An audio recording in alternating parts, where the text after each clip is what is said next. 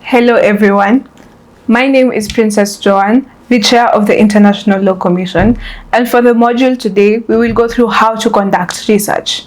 So what is research? Research is an intensive study of a given topic, and it's done to bring an understanding of that said topic. So the International Law Commission is an organ that is research intensive, as it needs modern solutions to modern day problems. The problems ideally would not have been covered in the UN Charter or in other international legal instruments. So how exactly does one go about researching? The first thing is the identification and understanding of the topic of study.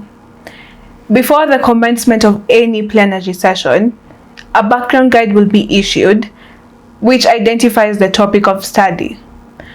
The commissioner is then accorded the task of thinking and planning. You're also tasked with deciphering the type of question that is placed before you. In ILC, the questions are normative in nature, which means that they seek to inquire what international law ought to be. Essentially, what do you suggest that international law should be shaped as? This requires you to have an understanding of the law that is already there.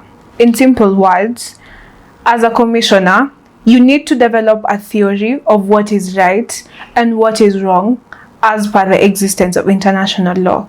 You need to first understand the laws that are there and then decide what the laws ought to be and then go from there.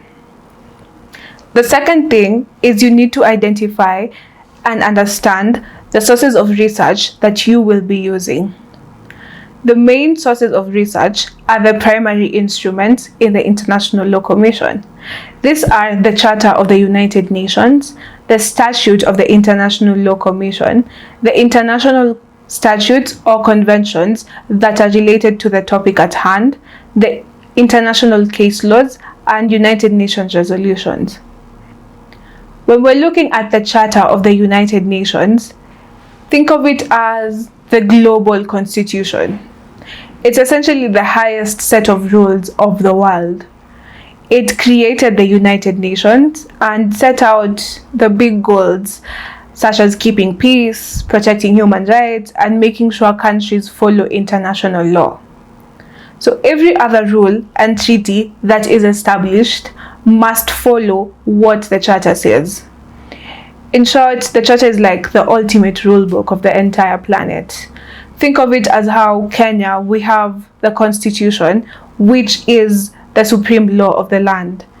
In the same way, the Charter of the United Nations is the supreme law of the entire planet. The Statute of the International Law Commission is sort of the operations manual for the ILC. So before the ILC could start working, the UN had to sit down and write what exactly the Commission's job was, how many people would be in the Commission, and how should they vote. So look at it as how the Parliament or the executive have specific roles that are outlined for them.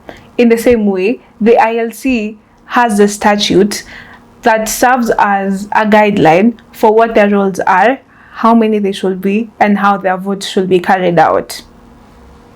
International statutes or conventions are subject-specific contracts. So when ILC is working on a specific topic, like how countries should treat their diplomats, for example, they look at the existing treaties that countries have already signed. So in short, a convention or an international statute is essentially a formal written agreement between countries about a specific topic. When we're looking at international case law, these are essentially legal precedents. So when countries have a massive argument, for example, Kenya versus Somalia regarding the border in the Indian Ocean, they often go to the International Court of Justice. So these decisions made by the judges in those cases are what we call case laws. Another example is how South Africa sued Israel for their actions in Palestine. The decisions that were made by the judges in the ICJ are what we call case law. So the ILC will now look at these past decisions that have been made in the various cases to see how the laws have been interpreted in the real world before they try to write the new ones. So essentially, you're looking at the history of how international judges have solved past arguments, and this should inform your idea of what the law ought to be now.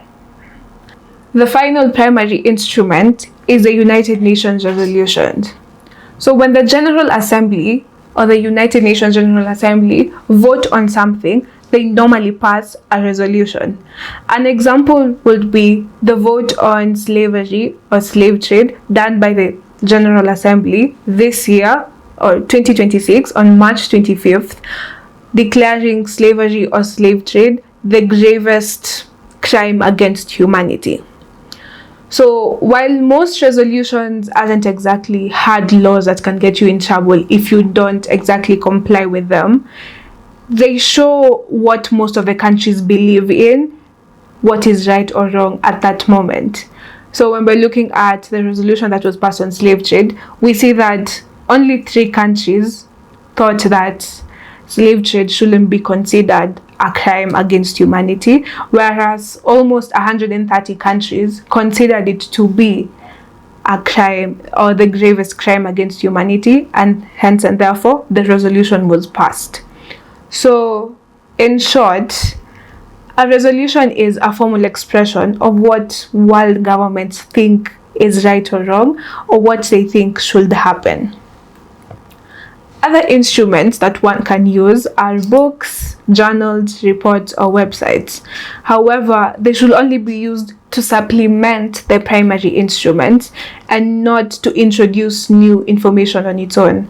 For example, when you're using a specific website, it should be used only when it's talking about information that is maybe provided for in a resolution or provided for in the UN Charter. It should not introduce new information that has not been discussed anywhere in any of the primary instruments.